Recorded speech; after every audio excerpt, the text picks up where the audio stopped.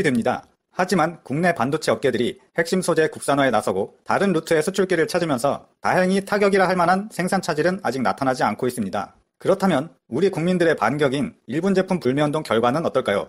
100일이 지난 지금도 여전히 진행 중인데, 물론 일부에서는 일본 제품만 계속 구매를 하거나 먹어서 응원하자거나 일본 옷을 사서 도와주자 라는 움직임도 있긴 합니다만, 그래도 대세는 여전히 안 가요 안 사요 불매운동을 국민들이 자발적으로 동참하고 밀어낼 건 밀어내고 새로 들어올 건 절대 못 들어오게 잘 막아내고 있는 중입니다. 그래서 이 결과에 대해 중간 점검을 해보면요, 전부 다 다뤄버리면 너무 방대해지고 영상도 길어지니까 오늘은 일단 안 사요 운동 대표 삼형제인 일본 맥주, 자동차, 옷에 대해서 요약을 해보겠습니다. 안 사요 운동에서 가장 효과가 좋았던 게 일본 맥주인데요, 사실 결과가 이 정도까지 좋게 나올 줄은 생각 못했습니다. 아사히, 기린, 산토리, 삿포로 이렇게 무슨 일본 4대 맥주라고 예전에는 불렀었는데, 관세청과 한국무역통계진흥원 자료에 따르면 9월에 수입된 일본 맥주는 단 6,000달러어치였습니다. 그러니까 6,000달러면 한국 돈으로 740만원어치 정도 되겠네요. 작년 9월에는 674만 9,000달러어치였는데 이게 한국 돈으로 치면 81억원어치가 들어온 거예요. 1년 만에 이렇게 줄어든 건데 그럼 얼마가 줄어들었냐? 와, 자그마치 99%가 감소한 거예요.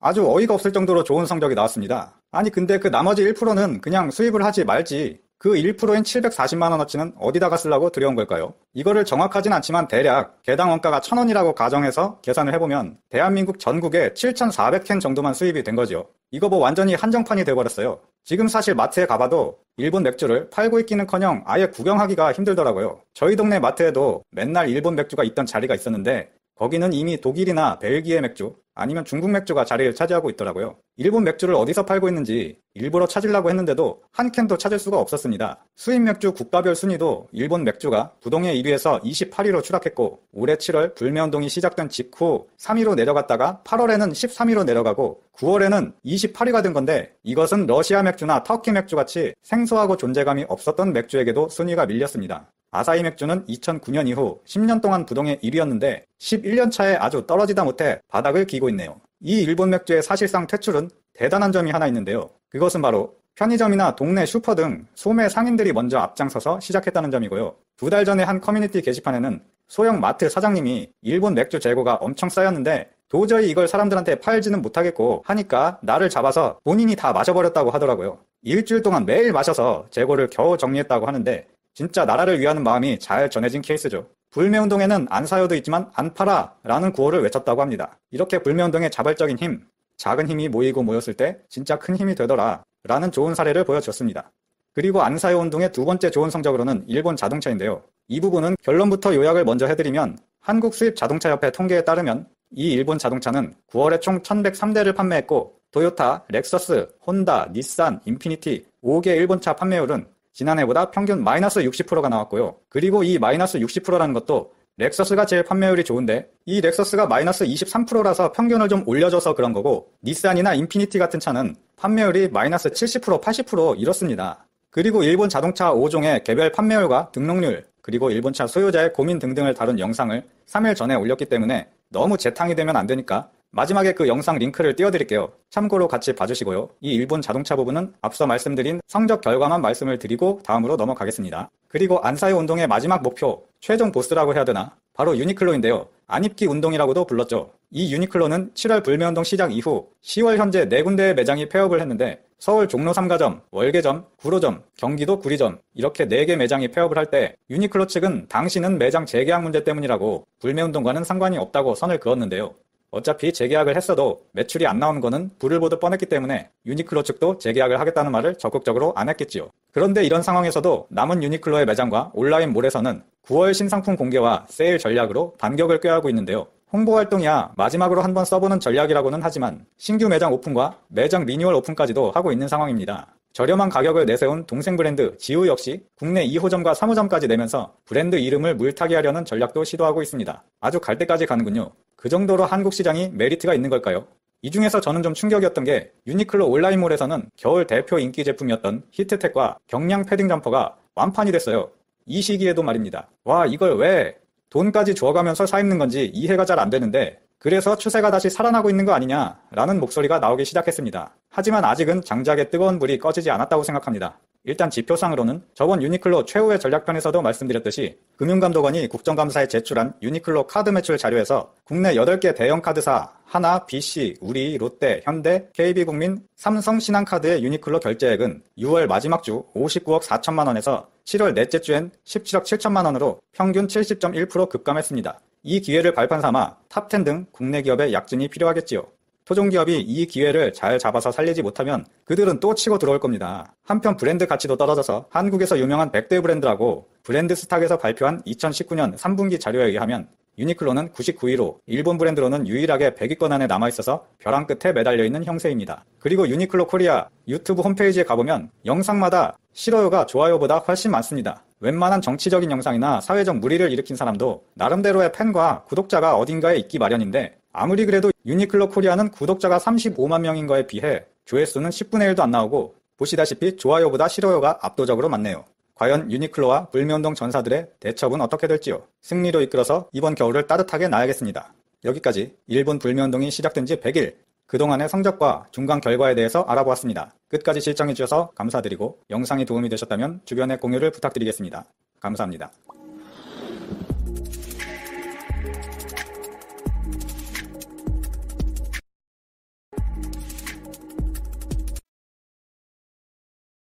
만 9천 명이래요. 그래서 전년 동기 대비 48% 하락이 됐다. 그러니까 반토막이 났다. 그나마 일본을 찾은 한국인 관광객들이 지갑도 닫고 있어요. 소비 지수도 급격히 하락 중인데요. 관세청 자료에 따르면 일본 불매운동 시작 이후 한국인 여행객이 600달러 이상 결제한 건수가 전년 동기 대비 60%나 감소했다고 해요. 결제 총액은 1200만 달러로 전년 동기 대비 2804만 달러보다 57.2% 감소했다고 합니다. 전체적인 데이터는 이렇게 나오고 있습니다만 일본의 지방소도시들은 이야기가 또 다릅니다. 한국인 관광객들이 완전히 먹여 살리고 있었던 지방소도시들은 그야말로 직격탄을 맞았는데요. 각 지자체장들은 정부에 지원 요청을 하고 있는데 정부는 대출해줄게 이러고 있다고 합니다. 파산 직전이다, 도산한다 이런 얘기가 계속해서 뉴스에 보도되고 있죠. 대마도 같은 경우는 완전히 초토화가 됐고 한국인 관광객을 위해서 대마도에서 땅을 무상으로 빌려주고 호텔을 지었는데 텅텅 비어 있습니다. 멀리 안 나갑니다. 안녕히 가세요. 자, 패션 보겠습니다. 유니클로 금융감독원 자료를 보면 말이죠. 유니클로 매출이 70%가 급감했어요. 거기다가 이 스파 브랜드라고 하죠. 탑10, 스파오, 에이세컨즈 같은 토종 브랜드들이 매출이 상승하고 있다고 하네요. 대체가 되니까 굳이 유니클로에 살 필요가 없는 거예요. 품질 차이도 안 나고 가격도 유니클로가 그렇게 싸지도 않아요. 굵직한 매장들 철수하고 있죠. 유니클로 올 FW 시장 팔이 날리면 내년 봄쯤에 한국 시장 철수할 수도 있다. 제가 누누이 주장하고 있는 부분입니다. 내년 봄이나 여름쯤에는 한국 시장에서 버티지 못할 거예요. 이 스파 브랜드의 특성상 창고를 따로 두지 않고 쟁여놓고 바로 팔고 돌리고 이렇게 빠르게 순환하는 게 포인트인데 겨울 패딩 어떡할 거예요? 쟁여놓고 하나도 안 팔리면 답 안 나와요. 어마어마한 손실이 나올 거라고 예측됩니다. 저희 집 앞에 유니클로 큰 매장이 있거든요. 진짜 사람 없어요. 한두 명 보이는데 결제하는 사람을 본 적이 없습니다. 유니클로 멀리 안 나갑니다. 잘 가요. 자, 데상트. 이 데상트가 사실은 이번 불매운동 때문에 알게 된, 일본 브랜드임을 알게 된 대표적인 브랜드 중에 하나죠. 일본 건지 몰랐죠, 우린? 데상트가 일본 브랜드인지 몰랐던 사람들 굉장히 많습니다. 자, 이 데상트가 세계적인 브랜드인 줄 알았지만 사실은 일본 브랜드였고 이 데상트의 전체 매출이 1,400억 엔인데 한국에서만 722억 엔 매출을 달성한 그런 브랜드예요. 매출 절반 이상이 우리나라에서 나오는 데상트 입장에서는 한국이 너무너무 소중한 그런 시장이었죠. 일본 브랜드인 줄 모르고 세계적으로 굉장히 유명한 브랜드인 줄 알고 그렇게 비싸게 주고 데상트라는 브랜드를 구매했었어요. 근데 알고 보니까 우리나라에서만 오지게 많이 사더라. 안 사! 이렇게 돼버린 거죠. 데상트는 그룹 차원에서 매출을 밝히고 있진 않아요. 그런데 일본 언론에서 데상트 담당자가 한국의 불매 영향으로 매출이 감소하고 있다 이런 인터뷰가 나옵니다. 그러니까 지속적인 타격을 입고 있다 이렇게 예측해도 무방할 것 같아요. 자동차 보겠습니다. 산업통상자원부 자료에 따르면 닛산 자동차 수입은 전년 동기 대비 87% 감소. 그래서 닛산이 한국 시장을 철수한다 이런 보도까지 나왔죠. 이 보도가 나온 이후에 닛산 측에서는 한국 철수를 고려하고 있지 않다. 구조조정을 통해서 어려움을 극복해 나갈 것이다. 이렇게 또 이야기를 했는데요. 어떻게 될지 지켜봐야 될 것 같습니다. 자, 혼다 80.9% 감소, 인피니티 68% 감소, 토요타 59.1% 감소했어요. 불매운동 전 6월 달에는 일본 자동차의 한국 시장 점유율이 20%를 넘어갔었습니다. 8월 달에는 한국 시장 점유율이 7.7%로 뚝 떨어졌어요. 자, 9월 자동차 신차 등록 대수가 발표가 됐어요. 수입차 부분 들여다보니까 탑10에 일본 차가 한 대도 없습니다. 1위가 4105대 벤츠 E클래스, 2위가 BMW 5 시리즈 2479대, 아우디 Q7이 1513대, C클래스가 706대, 벤츠 GLC 684대, 벤츠 CLS 511대, 아우디 A5 483대, 벤츠 S클래스 441대, BMW 미니 해치 423대, 벤츠 GLE 419대, 10위까지 이렇게 포진이 돼 있고요. 일본 차 중에 가장 많이 팔린 렉서스 ES가 9월에 282대를 팔아서 16위에 오른 것이 가장 높은 순위라고 합니다. 일본 차 5개 브랜드의 신차 등록 대수 합계가